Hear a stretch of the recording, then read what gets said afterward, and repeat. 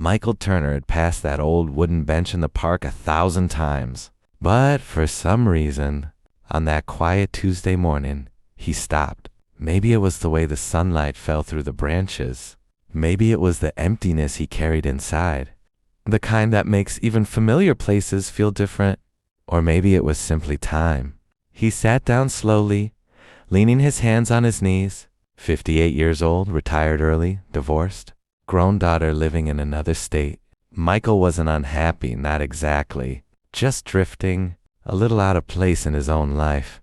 The park was nearly silent. A couple jogged past. A kid rode by on a too small bike.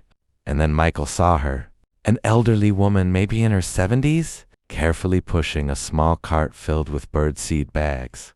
She moved slowly, but with purpose, as if she'd been doing this every day for decades. She stopped a few meters from him, opened a bag, and began sprinkling seeds. Within seconds, pigeons gathered around her like she was an old friend. He watched her for a moment, not wanting to interrupt, but she looked up, caught his gaze, and gave him a warm, knowing smile the kind strangers sometimes share when they both understand silence better than words. "You're new," she said, her voice gentle but firm. Michael blinked. "New?" "To the bench," she clarified. "People are creatures of habit. You weren't here yesterday." He let out a small laugh. "I guess that's true, just felt like sitting today." The woman nodded thoughtfully, as if this answer made perfect sense. "I'm Helen," she said, "and this," she lifted the bag of seeds, "is my morning ritual. Birds don't judge, you know." Michael smiled. Michael. And no, I suppose they don't. For a moment, they simply sat together in the quiet, Helen feeding her birds, Michael watching the light dance on the lake. He couldn't explain it, but something about her presence made him feel steadier. Finally, Helen spoke again, softly. He looked like someone waiting for something. She paused and added, "Or someone." Michael inhaled deeply, surprised by how accurate her words felt. "I'm not sure," he admitted. "Maybe I am waiting. Or maybe I'm just lost." Helen didn't look at him, just continued feeding the birds. "People aren't lost," she said. "They just forget where they were going." Michael opened his mouth to respond, but before he could, she picked up her cart. "Tomorrow," she said simply, "same time. You look like you need a place to sit." And just like that, she walked away, slow, steady, purposeful, leaving Michael alone on the bench, staring after her, wondering why a stranger's words had hit him harder than anything he'd heard in years. He didn't know it yet, but that simple morning in the park would change everything. Michael didn't plan to return the next day. At least that's what he told himself. But Wednesday morning arrived with the same blue sky, the same quiet air, and the same hollow feeling in his chest. And somehow his feet led him back to the park as if pulled by an invisible thread. Helen was already there. She stood by the lake, sprinkling seeds in a wide arc, surrounded by her audience of birds. They fluttered and hopped around her feet like she was the keeper of some small, feathery kingdom. When she noticed him, she didn't greet him with surprise, just a gentle smile, like she'd been expecting him. "Good morning, Michael." He felt an unexpected warmth in hearing his name spoken with such calm certainty. "Morning, Helen." He sat on the bench, and Helen slowly made her way over, pushing the little cart. When she finally reached him, she lowered herself onto the opposite end of the bench with the slow grace of someone who had learned to move carefully through life. "You came back," she said. Michael shrugged, but the truth was more complicated. "I guess your bench is more welcoming than my empty apartment." Helen nodded. "Benches tend to be. They don't remind you of what's missing." Michael looked at her, surprised again by how easily she cut straight to the heart of things. "Do you always talk like that?" "Like what?" "Like you can see through people." Helen chuckled softly. "I don't see through anyone. I've just lived long enough to recognize familiar shadows." They sat quietly for a moment. A dog barked in the distance. The wind rustled the leaves overhead. "I used to come here with my wife," Michael said finally, not sure why he felt compelled to share. Before everything fell apart." Helen didn't ask what everything meant. Somehow, she didn't need to. She loved this place, he continued. Said the lake made her feel calm. I didn't understand it then. But now, he exhaled. Now I think I'm trying to borrow some of that calm for myself. Helen watched the water for a long time before answering. Borrowing peace is fine, she said softly. Just don't forget to return it someday. Michael smiled despite himself. You speak like a poet. I speak like someone who's had a lot of mornings to think. A squirrel darted past their feet, breaking the heaviness of the moment.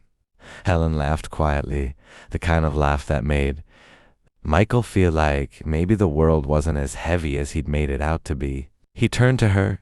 Why do you come here every day? Helen didn't answer immediately. Instead, she reached into her cart and pulled out a small brown paper bag. She handed it to Michael. Here, she said. Inside was a handful of bird seed. For me? He asked. For the birds. They don't mind new friends. Michael walked to the water's edge and scattered the seeds. Dozens of pigeons gathered, fluttering around him. He felt oddly lighter. When he returned to the bench, Helen was watching him with soft eyes. Everyone needs something that keeps them moving, she said. For me, it's them. Michael opened his mouth to ask why, but she stood up before he could speak. Tomorrow, she said again. Same tone, same certainty. She grabbed her cart and began walking away, leaving him with the birds, the lake, and a strange sense that he wasn't drifting quite as aimlessly as before. By Thursday morning, Michael didn't pretend he wasn't going back. He even woke up before his alarm, something that hadn't happened in years, as if his body knew it had somewhere important to be. When he arrived at the park, Helen wasn't feeding the birds yet. She sat on the bench, her cart beside her, hands folded neatly in her lap. She looked still, as though the morning wasn't quite ready to start until someone joined her. You're early, she said when Michael approached. So are you. Helen tilted her head with a small smile. Habit. Michael hesitated before sitting down. Everything okay? Helen's eyes followed a lone duck gliding across the water. Some mornings are heavier than others. He didn't push. He didn't need to. They sat in silence, the kind that wasn't uncomfortable, just honest. I used to come here with my husband, Helen finally said, her voice unusually quiet. Every morning, for almost 40 years. Michael turned to her slowly. 40? She nodded. He liked feeding the birds even more than I do. He said it made him feel like part of something small and important. Michael smiled softly. Sounds like a kind man. Helen's expression warmed. He was. She took a breath, deeper this time. He passed away 3 years ago. Michael's heart tightened. Helen, I'm sorry. She shook her head lightly. Don't be. Grief is just love that's learned to move differently. For a moment, Michael didn't speak. He watched the birds peck at the ground near their feet, unaware of the fragile human world around them. Is that why you keep coming back? He asked gently. Helen gave a half shrug. Partly. I suppose I kept a ritual because it felt like a way to still walk beside him. Michael looked down at his hands. I think I understand that more than I expected. Helen glanced at him. Your wife? He nodded slowly. We didn't lose each other to death, just to life. Helen didn't rush him, didn't probe. Her silence was permission, not pressure. It wasn't one big thing, Michael continued. Just a lot of small ones. Missed conversations, different paths. And one day we realized the home we built didn't feel like home anymore. Helen listened intently, her face soft and steady. I'm not angry anymore, he admitted. Just unsure who I'm supposed to be now. Helen let the words settle between them before responding. You're someone who came back, she said. That's more than many people manage. Michael looked at her, surprised by how much strength he found in such simple words. Helen slowly stood up, knees bending with effort. Come on, she said, reaching for the cart. Birds won't feed themselves. They moved to the lake's edge together. Helen scattered the seeds with small practiced motions, and then handed Michael a bag without looking at him, as if it was already understood he would help. As the birds gathered, brushing his shoes and flapping around, Michael felt something shift inside him. Not a revelation, not a miracle, just a quiet softening. When they finished, Helen touched his arm gently. "Thank you," she said. "For what?" "For keeping me company on a heavy morning." Michael swallowed, warmth filling his chest in a way he hadn't felt in a long time. "Tomorrow?" he asked. Helen smiled, and this time it wasn't just gentle, it was grateful. "Tomorrow." Friday arrived cooler than the days before, with a thin veil of clouds softening the sky. Michael walked to the park with his hands in his pockets, feeling strangely nervous, as if he were meeting someone important, though he would never have admitted that out loud. He spotted Helen near the lake, but she wasn't feeding the birds yet. She stood still, facing the water, gripping the handle of her cart with both hands. Something about her posture made Michael quicken his pace. "Morning," he said gently. Helen looked up and smiled, but it didn't quite reach her eyes. "Good morning, Michael." He sat down on the bench, watching her closely. "You okay? You look thoughtful." Helen let out a quiet breath. "I woke up from a dream." "A bad one?" "A memory," she corrected softly, "though sometimes they feel the same." Michael waited. He'd learned that Helen revealed things slowly, like carefully opening a folded letter. "It was my husband," she continued. "He used to whistle a little tune every morning, a silly thing he made up.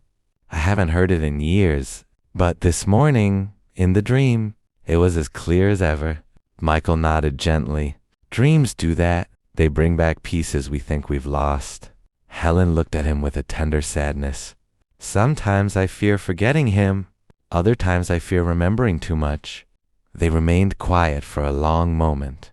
The wind blew across the lake, stirring small ripples on the surface. Michael finally said, "What was his name?" Helen smiled. "A true one this time." "Arthur," Michael repeated softly. "Arthur." The name settled in the air like a leaf landing on water. Helen let out a breath she seemed to have held for years. "Thank you," she whispered. "For what?" "For saying his name out loud. People stop doing that after someone is gone, as if the name becomes too heavy to lift." Michael felt a tug in his chest. "He deserves to be remembered." Helen didn't answer, but the way she looked at him was enough. Quiet gratitude, deep and sincere. They moved toward the lake together, taking their usual places. Helen opened the first bag of seed, but her hands trembled slightly. Michael noticed. "Let me," he said softly. She hesitated, then handed him the bag. Michael scattered the seeds with slow, even movements. The birds gathered quickly, flapping, cooing, dancing around his feet.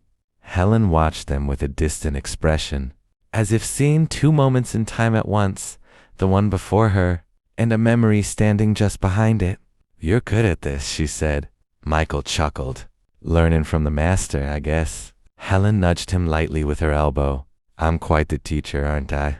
They shared a smile, warm, real. When they finished feeding the birds, Helen didn't immediately reach for her cart. Instead, she sat down on the bench looking a little more fragile than before. "Michael," she said quietly, "can I ask you something?" "Of course." "Why did you really come back that second day?" Michael opened his mouth to give a simple answer. Something easy, something safe. But her eyes were too honest, too earnest. So he told her the truth. "Because talking to you felt like remembering something gentle, something I hadn't felt in a long time."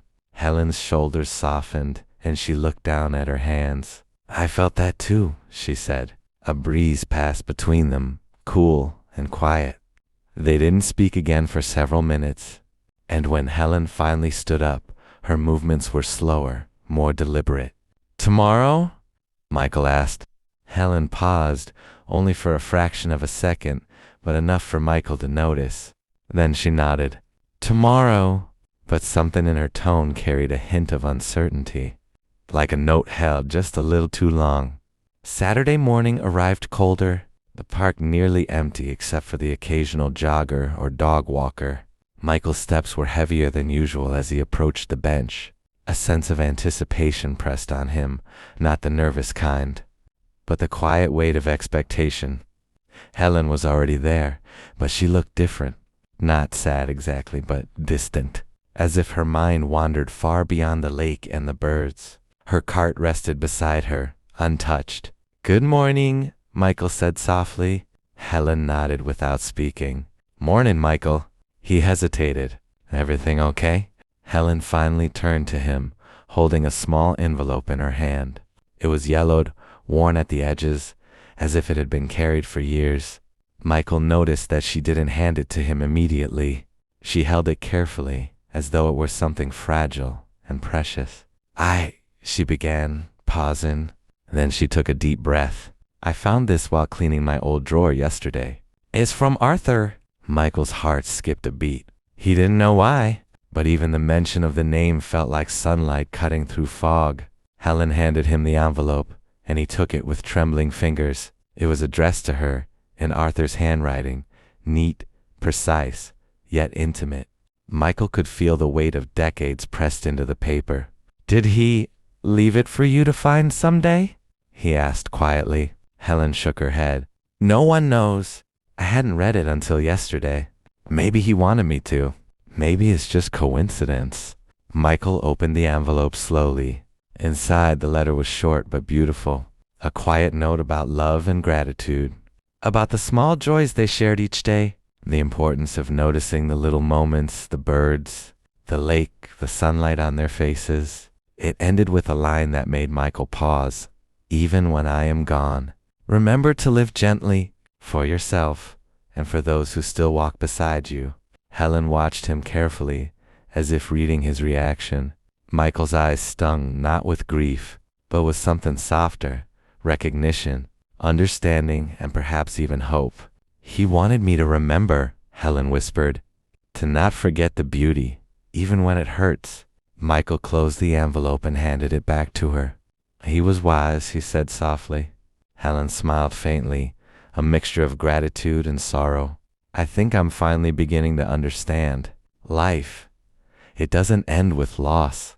It continues quietly in moments like these."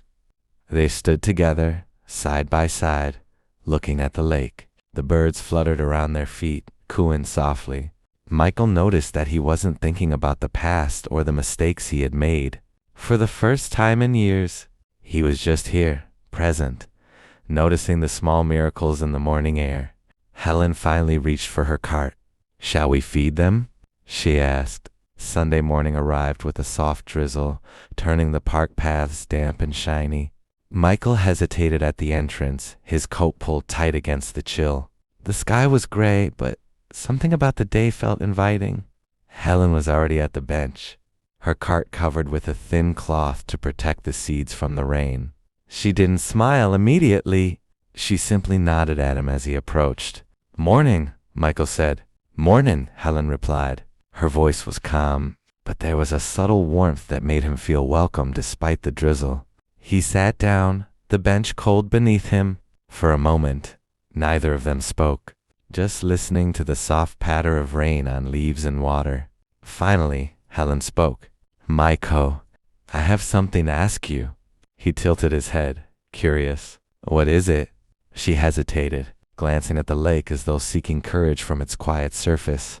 "Would you like to come over for tea tomorrow? Not for birds or benches, just for a visit." Michael blinked, surprised by the invitation.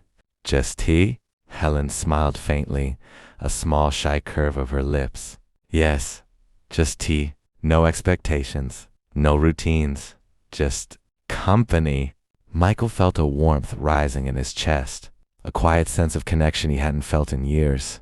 For weeks they had shared mornings, scattered seeds in gentle conversation.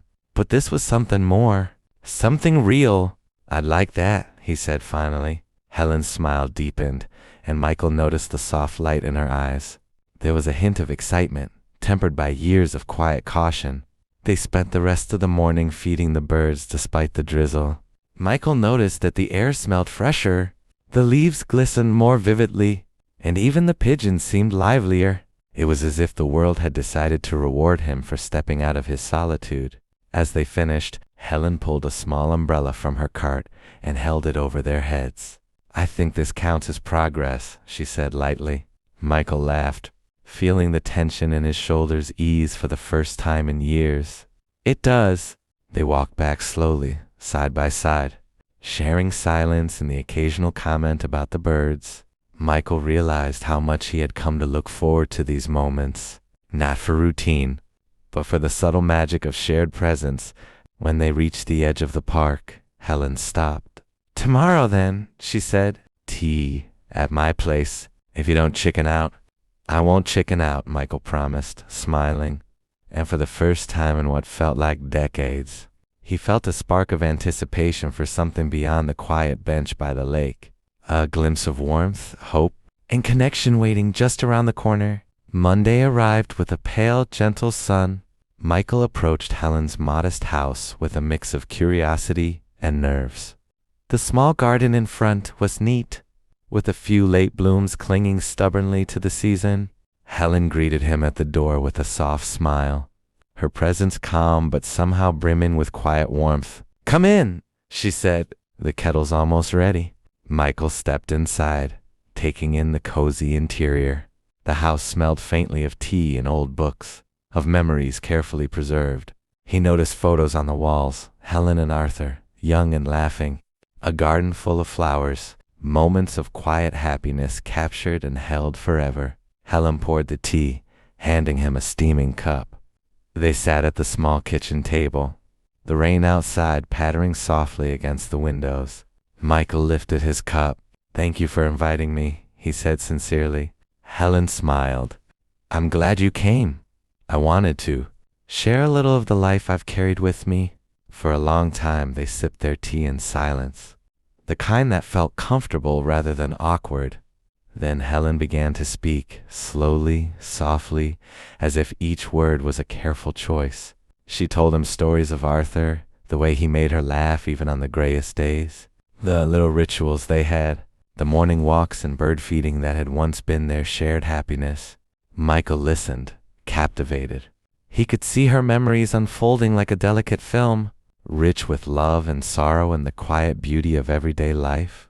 It was mesmerizing, and after he passed, Helen continued, her voice catching slightly. "I didn't think mornings would have meaning without him. I thought I'd lose the habit of noticing life itself. But then I came to the park. And the birds, they reminded me." And now she smiled faintly at him. "I have company to share it with again." Michael felt a lump in his throat. He realized how long it had been since anyone had shared their world with him so openly, so genuinely. The walls he had built around himself for years, walls of solitude and quiet grief, felt thinner now, softened by her trust. I never expected this," he admitted quietly. "I've been walking alone for so long. I forgot how it feels to connect." Helen reached across the table and placed her hand gently over his. "Connections aren't lost, Michael. They just wait for the right moment to be remembered or renewed." He felt warmth spread through him, a delicate but powerful reassurance. And in that quiet kitchen, with the rain falling outside and tea steaming between them, Michael realized that life could surprise you in the softest, most unexpected ways. For the first time in a long time, he allowed himself to imagine a future not defined by what he had lost, but by what he could still discover: friendship, trust, laughter, and perhaps even love. In the gentlest form. Helen smiled, reading his thoughts perhaps. "Tomorrow we return to the bench?" Michael nodded, a faint but certain smile tugging at his lips. "Tomorrow." And as he left her house and stepped into the rain, the world didn't feel gray anymore. It felt alive, full of small miracles, waiting to be noticed. Tuesday morning arrived crisp and golden. Michael walked to the park earlier than usual, the air carrying a quiet promise of change. He felt a subtle flutter in his chest, a combination of anticipation, comfort, and a fragile hope he hadn't felt in years. Helen was already at the bench, cart beside her, scattering seeds with gentle precision. She glanced up, smiled warmly, and waved him over. "Good morning," she said softly. "Good morning," Michael replied, settling onto the familiar wooden bench. For a moment, they were silent, letting the world wake around them. Birds hopped and fluttered near their feet, the sunlight glittering on the water, and a faint breeze stirred the leaves above. Michael realized he hadn't felt this present in a long time, not just observing, but living fully in the moment. Helen looked at him, her eyes reflecting the light of the morning. I'm glad you came into my life, Michael. Somehow, the mornings feel lighter now. He smiled, feeling warmth spread through him. I'm the one who's grateful, Helen. I forgot how much life could feel like this.